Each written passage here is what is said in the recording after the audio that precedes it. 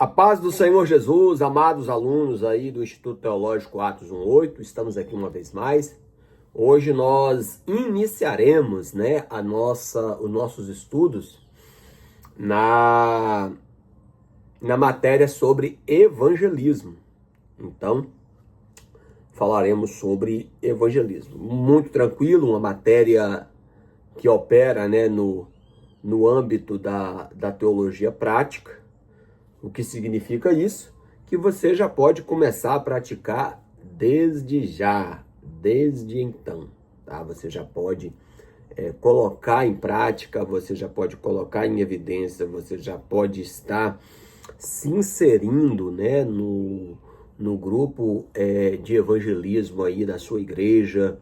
E também, claro, nós vamos aprender aqui muito sobre a prática do evangelismo pessoal, né? Então, vamos iniciar nossa jornada, né? É uma matéria, irmãos, que não tem, assim, muito segredo, tá? Na verdade, por exemplo, muito dos conceitos que nós vamos ver aqui nessa matéria de evangelismo, a gente já viu lá no primeiro módulo, na matéria sobre missiologia, tá? Se eu não me engano, foi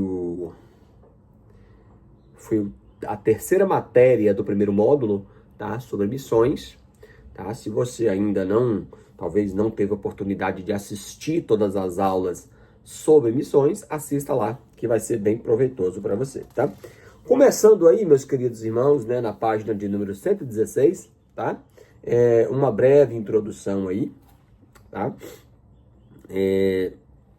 Nós temos aí, já dois conceitos que ele coloca aí, que é bem interessante, tá? De saber utilizar a palavra de Deus ao interagir com as pessoas, com as almas, e também ter conhecimento da palavra de Deus que será empregada. O que o autor quer dizer aqui, meus irmãos? Ele quer mencionar aqui, como é que eu posso dizer para vocês? Ele quer mencionar aqui sobre a importância de saber textos bíblicos para a evangelização. A Bíblia, irmãos, ela está repleta de textos bíblicos que abordam, o assunto da evangelização. Ou seja, é o que nós chamamos de textos evangelísticos. A Bíblia, principalmente nas páginas do Novo Testamento, ela está repleta de textos que enfatiza a graça, a salvação, o amor, a misericórdia, o perdão de Deus. Então é muito importante que a gente, quando a gente sai para evangelizar, por exemplo, ou quando a gente realiza visitas, principalmente em lares de pessoas que não são cristãs,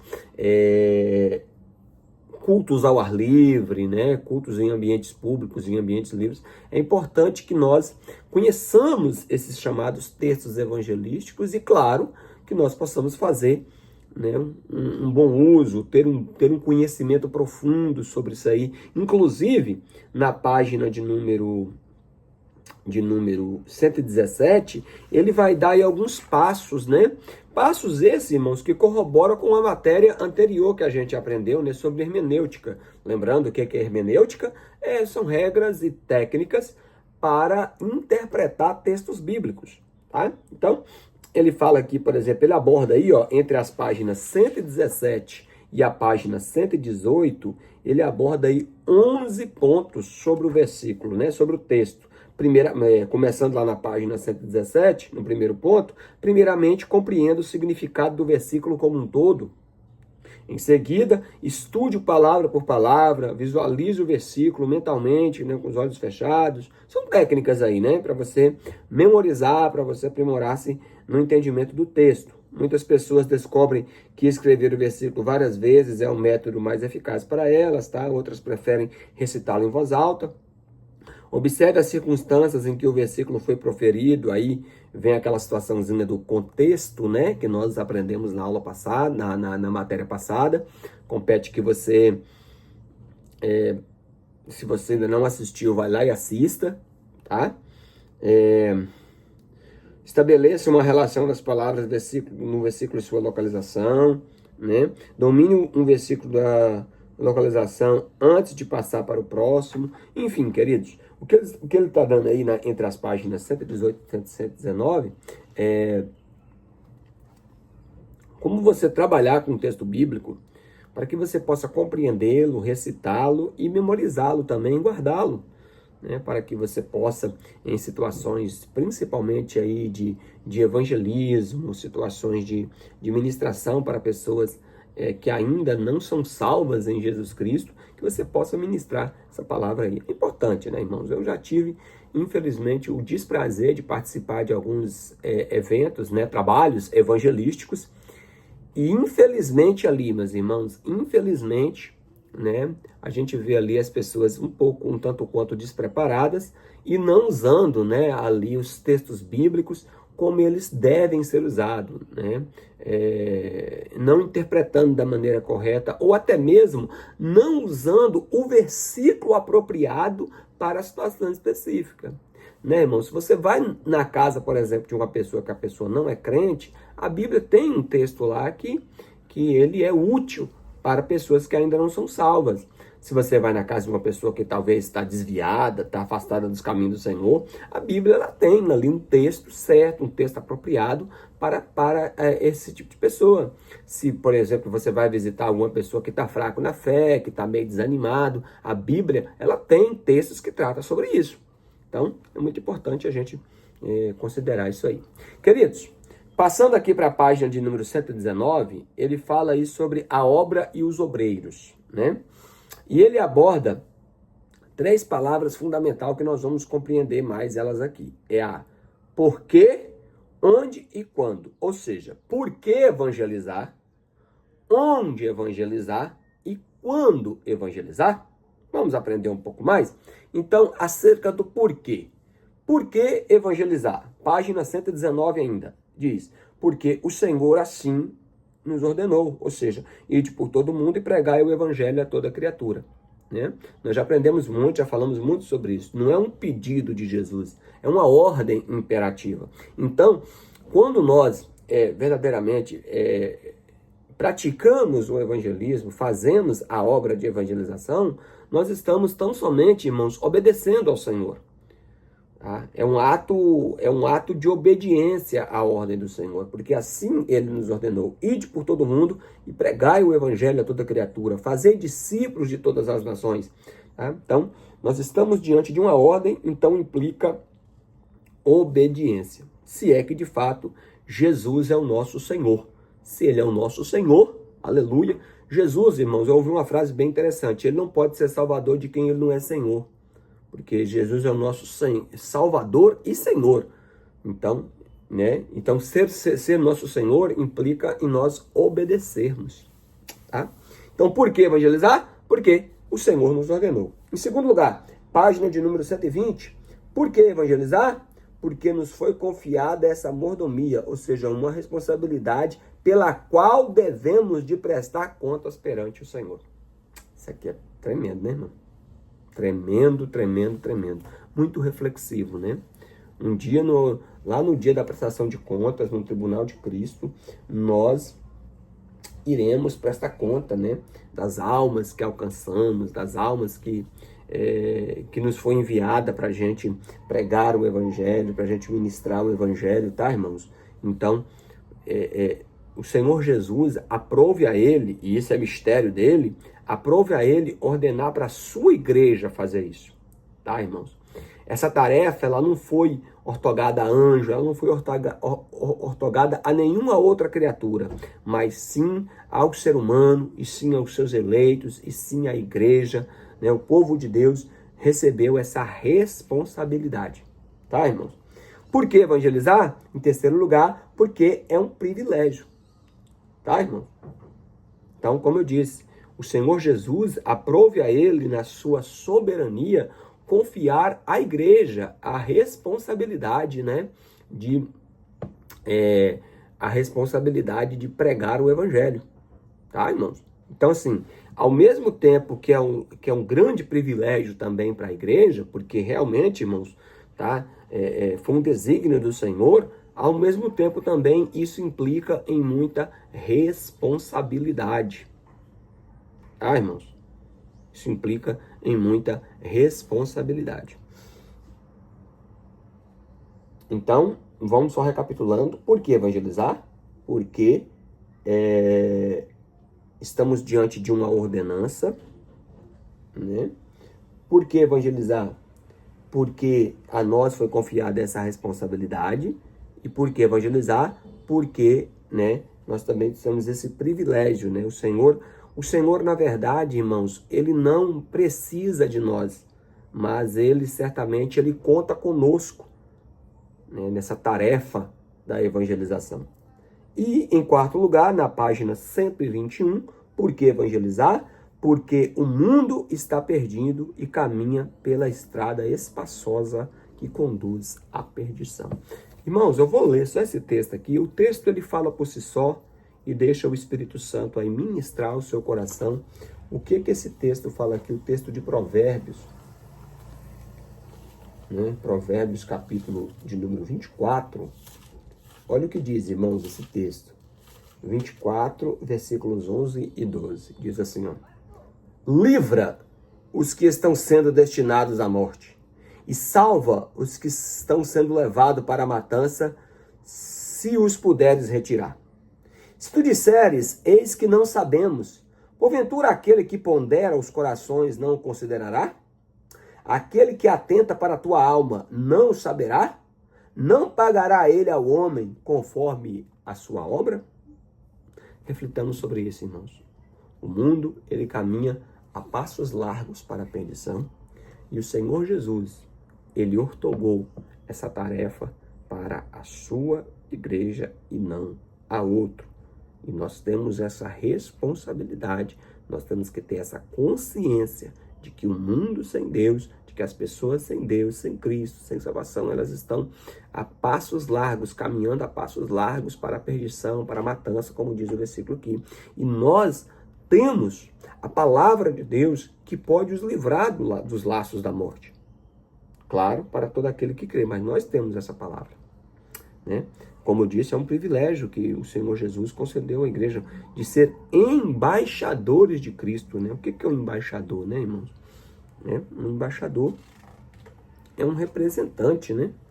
Então, por que evangelizar? Porque é uma ordem, porque é uma responsabilidade, porque é um privilégio, porque as almas estão perecendo. Agora vamos embora para onde? Né? Página de número 123, está aí, onde evangelizar, né? Então ele já explica aí na parábola, né, que o campo é o mundo. Jesus, ele falou bem claro, o campo é o mundo, quando ele falava sobre a semeadura da palavra, né, irmão? Então, vocês podem perceber ali que na parábola do semeador, que é uma parábola bem conhecida, o problema, irmãos, não está na semente, porque você vê que a semente, ela produz em tudo quanto é terra. Então, logo, o problema não está na semente, ele está na terra. Então, a semente é boa, a semente do evangelho é boa. Então, nós temos esse compromisso de semear a semente do evangelho por todo o campo, por todo o mundo. Mas, infelizmente, irmãos, a igreja hoje, nos dias atuais, ela infelizmente, ela não está, digamos assim, obedecendo e alcançando, tá? essa perspectiva, essa missão de levar o evangelho a toda criatura. Tá? Existem muitos lugares, tanto no Brasil como fora do Brasil, que ainda não foram alcançados, né? Talvez você mora em uma região que muitas vidas já foram alcançadas, ou que é até difícil ver uma pessoa que não é crente, mas saiba que esse não é o privilégio da maioria das pessoas, não só no Brasil, como também no mundo.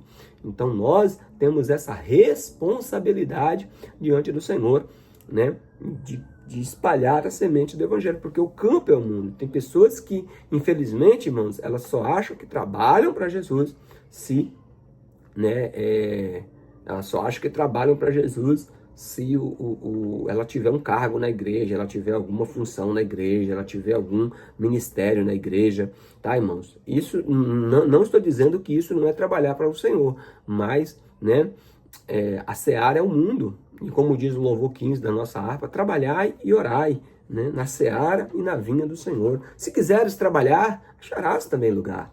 Sim, né? Na seara e na vinha do Senhor. Então, quando a gente se fala onde pregar o evangelho, lembremos sempre dessa palavra. O campo é o mundo. Então, a proposta de Jesus é o evangelho todo, em todo mundo e a toda criatura. Amém? Vamos lá. Na página de número 125, está aí o quando, né? Então, nós já falamos do porquê pregar o evangelho, onde pregar o evangelho e agora, quando pregar o evangelho. Aí Paulo vai dizer, né? Tem um texto aí de 2 Coríntios 6:2, né? Que fala sobre o dia da tua salvação. Então, o dia que se chama hoje, né? É o tempo oportuno, por que não hoje? Né? Tem uma missão, tem uma frase sobre missões que eu acho bem interessante, que diz o seguinte: missões, se não você, quem? Se não aqui, aonde? Se não agora, quando? Né, irmãos? Então, Paulo vai dizer para Timóteo assim, ó, 2 Timóteo capítulo 4, versículo 2, Paulo vai dizer a Timóteo assim: Timóteo, pregues a palavra, insista, insta, dentro e fora do templo. Redarguas, repreendas, exorte, com toda paciência e doutrina. Ou seja, irmãos, a ênfase que eu quero dar aqui é dentro e fora do tempo. Ou seja, no tempo oportuno. Eu sempre digo, irmãos, que quando você coloca a sua vida diante de Deus, sempre o Senhor vai te abrir uma porta, sempre o Senhor vai abrir uma oportunidade para que você pregue o evangelho para alguém, seja para uma pessoa, seja para um grupo, não importa, tá? Mas quando você está ligado e quando você... Eu aprendi, irmãos, fazer uma oração dizendo o seguinte: Senhor, apresenta as pessoas diante de mim para que o evangelho possa ser pregado. Tá, irmãos? Quando você ora, irmãos, com essa singeleza, com essa simplicidade, certamente, irmãos, certamente o Senhor vai te dar oportunidade para que você esteja pregando o evangelho, tá? Então não perca as oportunidades, tá, irmãos?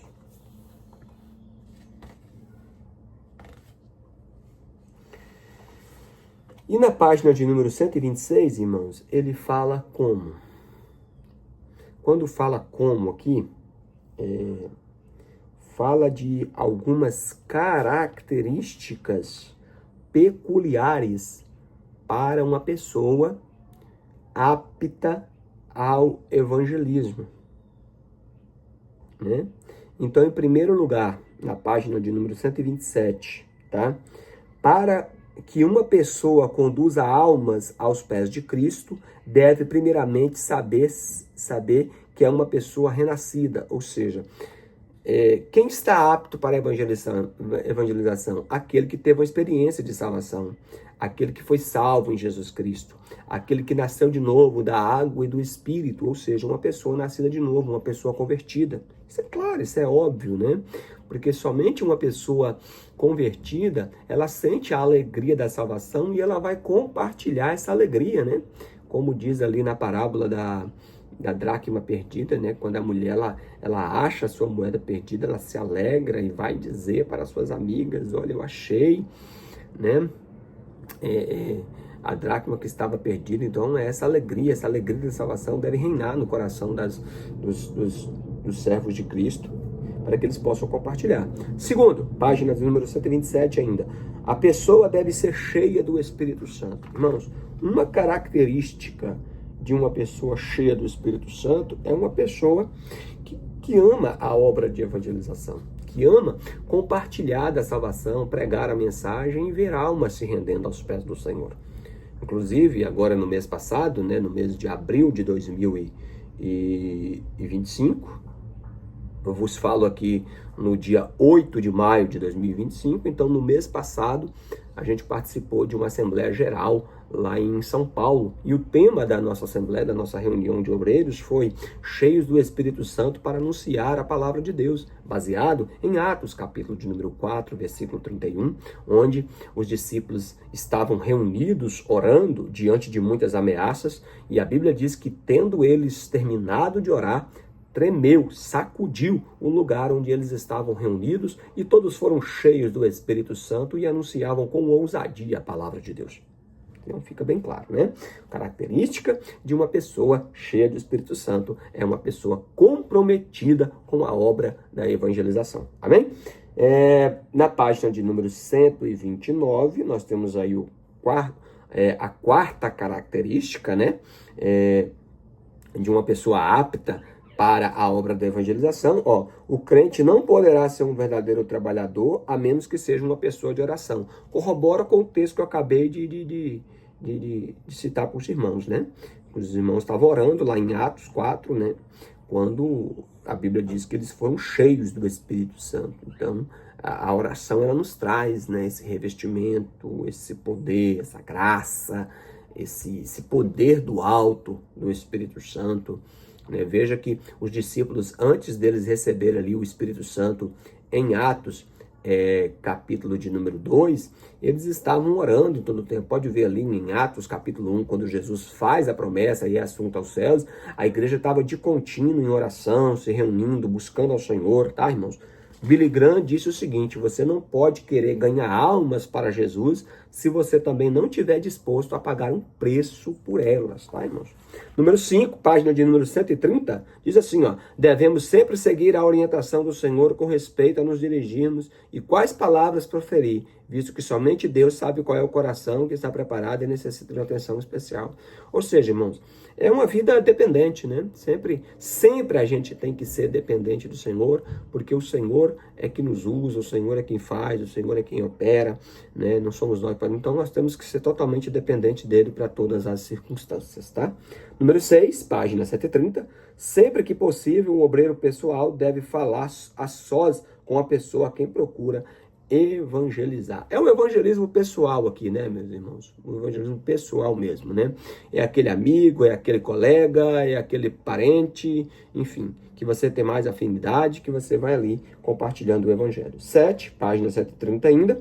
O crente deve trabalhar inspirado por amor a Deus e amor às almas. Claro, irmãos, não tem como a gente querer ganhar alma se nós não amarmos a Deus, primeiramente, que é o Salvador das almas, e as almas, que são o alvo da graça, da misericórdia, do amor e da salvação que há em Cristo. Tá, irmãos? Página 131, número 8, exalte a Cristo. Sim, irmãos. Spurgeon diz o seguinte: fale pouco do que você faz para Deus e fale muito do que Deus faz por você. Não busque aplausos, busque a glória de Deus. Aleluia.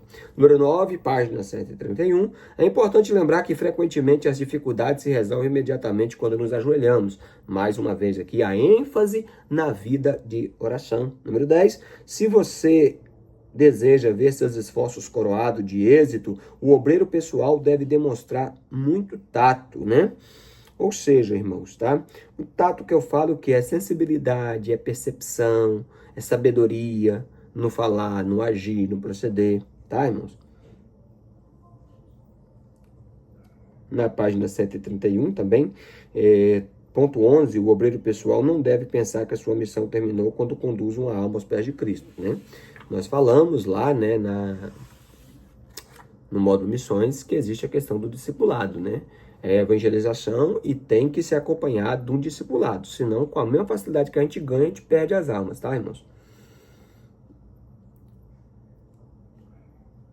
Número 12. Se uma alma não aceita ao Senhor, depois de tudo dito e feito, a responsabilidade do obreiro pessoal não termina ali. Ou seja, continue orando, continue apresentando essa pessoa diante do Senhor para que o Senhor realize a obra na vida dela. Tá, irmãos? E por último aí, na página de número 132, no ponto 13, ele fala acerca de usar folhetos, tá? É um método, digamos assim, bem antigo, né, o uso de folhetos, mas é um método eficaz, tá, irmãos? Não é porque ele é um dos métodos mais antigos de evangelização, que é a questão de usar o folheto, que não é eficaz. Então, continue usando o folheto, sim. Eu só dou algumas orientações. O seguinte: olha a mensagem do folheto. Geralmente, quando você vai comprar, né, ali tem os folhetos ali numa loja de artigos evangélicos, você vai ali e você olha, vê a mensagem, né, que tem ali. Aí, você, como bom conhecedor da Bíblia, você vai analisar ali a mensagem, se tem coerências, textos ali, tá? Que geralmente você pega o folheto, na parte da frente dele vem a parte da frente da mensagem, quando você olha no verso, aí ele tem ali né, o final da mensagem, tá? Geralmente é uma mensagem curta. O folheto, ele é um tipo como se fosse um cartão de visita, né? É a maneira de você iniciar o diálogo, né? De você até mesmo falar, né? Abordar a pessoa ali com o tema que está ali no folheto. Mas é muito importante, sim, usar folhetos. Amém, meus amados irmãos? Está aqui, né, nossa primeira aula aí da matéria sobre evangelismo. Que Deus abençoe e te use poderosamente para levar a palavra dele até os confins da terra. Deus abençoe.